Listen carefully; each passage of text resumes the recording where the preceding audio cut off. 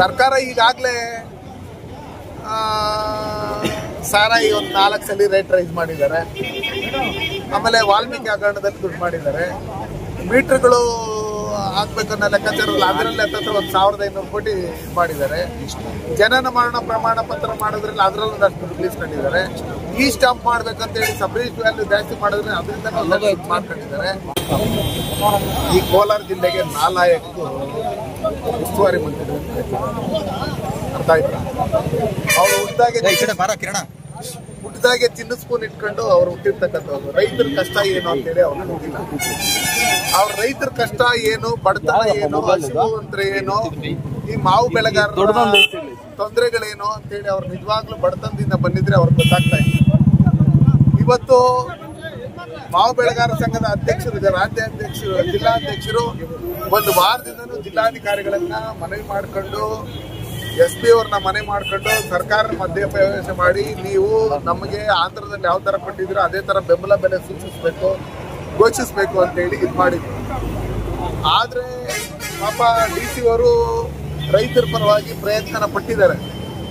ಆದ್ರೆ ಅಧಿಕಾರಿಗಳ ಮಟ್ಟಕ್ಕೆ, ಚೀಫ್ ಸೆಕ್ರೆಟರಿ ಮಟ್ಟಕ್ಕೆ ಏನು ಚಿತ್ತೂರಲ್ಲಿ ನಮ್ಮ ವೆಹಿಕಲ್ಸ್ ಬಿಡ್ತಾ ಇರಲ್ಲ ಆ ಮಟ್ಟಕ್ಕೆ ಜಿಲ್ಲಾಧಿಕಾರಿಗಳು ಯಶಸ್ವಿಯಾಗಿದ್ದಾರೆ. ಅಲ್ಲಿ ಹೋಗ್ಬೇಕು ಅನ್ನೋ ಲೆಕ್ಕಾಚಾರದಲ್ಲಿ ಚೀಫ್ ಸೆಕ್ರೆಟರಿ ಹತ್ರ ಮಾತಾಡಿ ಮಂತ್ರಿಗಳ ಹತ್ರ ಫೈಲೂರು ಹೇಳಿ, ಮಂತ್ರಿಗಳು ಮನೆ ಇರೋದು ಇಲ್ಲಿಂದ ಮಾತ್ರ 45 ಮಿನಿಟ್ಸ್ ಅಷ್ಟೇ ಅವ್ರ ಮನೆಗೆ. ರೈತರ ಪರವಾಗಿ ಸರ್ಕಾರ ಏನಾದ್ರೂ ಇದ್ದಿದ್ರೆ, ರಾಜ್ಯ ಸರ್ಕಾರ ಇಷ್ಟೆಲ್ಲ ಕಷ್ಟ ಇದ್ದು ಇಷ್ಟೆಲ್ಲ ಜನ ಸೂಸೈಡ್ ಮಾಡ್ಕೊಳ್ಳೋ ಮಟ್ಟಕ್ಕೆ ಹೋಗಿದ್ದಾರೆ. 4 ರೂಪಾಯಿ 1 kg ಮಾವಿನ ಹಣ್ಣಿಗೆ ಬಂದಿದೆ ಅಂದ್ರೆ ನಿಜವಾಗ್ಲೂ ಅವರು ಕೋಲಾರ ಜಿಲ್ಲೆ ರೈತರಿಗೆ ಏನಾದ್ರೂ ಮಾಡ್ಬೇಕನ್ನೋ ಆಸೆ ಇದ್ದಿದ್ರೆ ಅವರು ಇಷ್ಟು ದಿನ ಕಾಯ್ತಾ ಇದ್ರು. ಇವತ್ತು ಪಾಪ ಅಧಿಕಾರಿಗಳು, DC ಅವರು ಅವರೆಲ್ಲ ನಮ್ಮ ಮಾತಿಗೆ ಬೆಲೆ ಕೊಡಿ, ನಾಳೆ ಏನಾದ್ರು ಅಪಾಯಿಂಟ್ಮೆಂಟ್ ಕೊಡಿಸ್ತೀರಿ, ನಾಳೆ ಕೊಡಿಸ್ತೀರಿ, ನಾಳೆ ಮಿಸ್ ಆಗಿದ್ರೆ ಅನ್ನೋ ಲೆಕ್ಕಾಚಾರದಲ್ಲಿ ಹೇಳ್ಕೊಂಡು ನಮ್ಮ ಹೋರಾಟಗಾರರನ್ನ ಮನವೊಲಿಸಿ ನಮ್ಮ ಹೋರಾಟಗಾರರು 1 ಸ್ಟೆಪ್ 2 ಸ್ಟೆಪ್ ಕೆಳಗಡೆ ಇಳಿದು ನೋಡೋಣ, ಒಂದು ವೇಳೆ ಆಶಾಭಾವನೆ ನಾವು ಒಟ್ಟಾಗಿ ನಿಂತ್ಕೊಂಡ್ರೆ ಇದು ರೈತರಿಗೆ ಕಷ್ಟ ಆಗುತ್ತೇನೋ, 1 ಸ್ಟೆಪ್ ಕೆಳಗಡೆ ಇಳಿಯೋಣ ಅನ್ನೋ ಲೆಕ್ಕಾಚಾರದಲ್ಲಿ ಇಳಿದು ಆಯ್ತು. ಇವತ್ತು ನಾವು ನಿನ್ನೆ ಏನಂತ ಬಂದು ಕರೆ ಕೊಟ್ಟಿದ್ರಿ, ಬೆಳಗ್ಗೆ 6 ಗಂಟೆಯಿಂದ ಸಂಜೆವರೆಗೂ ನಾವು ಹೋರಾಟ ಮಾಡ್ತೀರಿ ಅಂತ ಹೇಳಿದ್ರೆ ಆ ಹೋರಾಟ ನಾವು ಮಾಡಿದ್ದೀರಿ.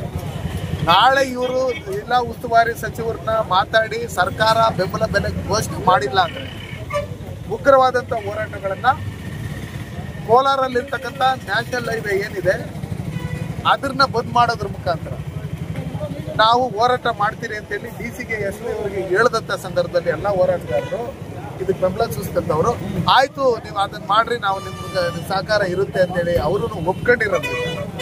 ಅದಕ್ಕೋಸ್ಕರ ಈಗ ತಾತ್ಕಾಲಿಕವಾಗಿ ನಾಳೆವರೆಗೂ ಡಿಸ್ಟಿಕ್ ಮಿನಿಸ್ಟರ್ ಹತ್ರ ಮಾತಾಡೋದಕ್ಕೋಸ್ಕರ ಇದನ್ನ ನಮ್ಮ ಬೆಳೆಗಾರರು ಇವತ್ತೇನು ಲೋಡ್ ಮಾಡಿದ್ದಾರೆ ಅವ್ರಿಗೂ ತೊಂದರೆ ಆಗ್ಬಿಡ್ತು ಅಂತೇಳಿ ಸಂಜೆವರೆಗೂ ಏನು ಹೇಳಿದ್ರೆ ಸಂಜೆವರೆಗೂ ಇಟ್ಕೊಂಡು ಕಳಿಸ್ತಾ ಇದ್ದೀರಿ. ನಾಳೆ ಏನಾದ್ರು ಡಿಸ್ಟಿಕ್ ಮಿನಿಸ್ಟರ್ ಸರ್ಕಾರ ರೈತರ ಪರವಾಗಿ ಮಾವು ಬೆಳೆಗಾರರಿಗೆ ಬೆಂಬಲ ಬೆಲೆ ಘೋಷಣೆ ಮಾಡಿಲ್ಲ ಅಂದ್ರೆ ನಮಗೆ ಯಾರೂ ಜಿಲ್ಲಾಧಿಕಾರಿಗಳಾಗ್ಲಿ, ಜಿಲ್ಲಾ ಪೊಲೀಸ್ ವರಿಷ್ಠಾಧಿಕಾರಿಗಳಾಗ್ಲಿ ನಾವೇನೇ ಹೋರಾಟ ಮಾಡಿದ್ರೆ ನಾವು ಬೆಂಬಲ ಕೊಡ್ತೀರಿ ಅಂತ ಹೇಳಿರೋದ್ರಿಂದ ನಮ್ಮ ಎಲ್ಲ ಮುಖಂಡರು ಒಪ್ಕೊಂಡಿರೋದ್ರಿಂದ ತಾತ್ಕಾಲಿಕವಾಗಿ ಇದನ್ನ ನಾಳದವರೆಗೂ ನಾವು ಮುಂದೂಡಿದ್ದೀವಿ.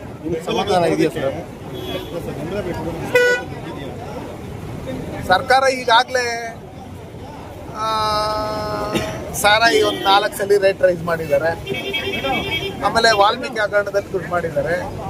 ಮೀಟರ್ಗಳು ಹಾಕ್ಬೇಕನ್ನೋ ಲೆಕ್ಕಾಚಾರದಲ್ಲಿ ಅದರಲ್ಲಿ ಹತ್ತಿರ 1,500 ಕೋಟಿ ಮಾಡಿದ್ದಾರೆ. ಜನನ ಮರಣ ಪ್ರಮಾಣ ಪತ್ರ ಮಾಡೋದ್ರಲ್ಲಿ ಅದರಲ್ಲೂ ಒಂದಷ್ಟು ರಿಲೀಸ್ಕೊಂಡಿದ್ದಾರೆ. ಈ ಸ್ಟಾಂಪ್ ಮಾಡ್ಬೇಕಂತೇಳಿ ಸಬ್ ರಿಜಿಸ್ಟರ್ ವ್ಯಾಲ್ಯೂ ಜಾಸ್ತಿ ಮಾಡಿದ್ರೆ ಅದರಿಂದ ಮಾಡ್ಕೊಂಡಿದ್ದಾರೆ. ಅದಾದ್ಮೇಲೆ ನಮ್ಮಲ್ಲಿ ಇವರು ಕಾರ್ಮಿಕ ಸಚಿವರು 600 ರೂಪಾಯಿ ಇರೋದು 1,800 ರೂಪಾಯಿ ಏನು ಕಿಟ್ಗಳನ್ನ ಕೊಡೋದ್ರ ಮುಖಾಂತರ ಒಂದೊಂದು ಕಿಟ್ ಮೇಲೆ 1,200 ರೂಪಾಯಿ ಹೊಡೆದಿರ್ತಕ್ಕಂಥದ್ದು ಅವೆಲ್ಲ ದುಡ್ಡುಗಳಿದೆ ಅವ್ರ ಹತ್ರ. ಹಂಗಾಗಿ ಎಲ್ಲೂ ಚಿಪ್ಪೆತ್ಕೊಂಡು ಹೋಗಿಲ್ಲ. ಈಗಾಗಲೇ 1 ಲಕ್ಷ 1.5 ಲಕ್ಷ ಸಾಲ ಮಾಡಿ ನಮ್ಮ ಕರ್ನಾಟಕ ಜನತೆ ಮೇಲೆ ಸಾಲ ಹೊರಿಸಿರ್ತಕ್ಕಂಥ ಈ ಸರ್ಕಾರ ಜನರ ಪರವಾಗಿಲ್ಲ, ರೈತರ ಪರವಾಗಿಲ್ಲ, ಮಹಿಳೆಯರ ಪರವಾಗಿಲ್ಲ, ಯಾರ ಪರವಾಗಿಲ್ಲ ಅಂತೇಳಿ ಈಗಾಗಲೇ ಜಗತ್ ಜಾಹೀರಾತು ಆಗಿದೆ. ನಮ್ಗಂತೂ ಈ ಸರ್ಕಾರದ ಮೇಲೆ ನಂಬಿಕೆ ಇಲ್ಲ. ರೈತರಿಗೋಸ್ಕರ ನಾವು 1 ಸ್ಟೆಪ್ ಕೆಳಗಡೆ ಇಳಿದಿದ್ದೀವಿ ಅಷ್ಟೇ. ಮಾಡಿದ್ರೆ ಸಂತೋಷ, ಮಾಡಿಲ್ಲ ಅಂದ್ರೆ ನಮ್ಮ ಮುಂದಿನ ಹೋರಾಟ ಏನ್ ಮಾಡ್ಬೇಕಾದ್ರೆ ಮಾಡ್ತೀವಿ.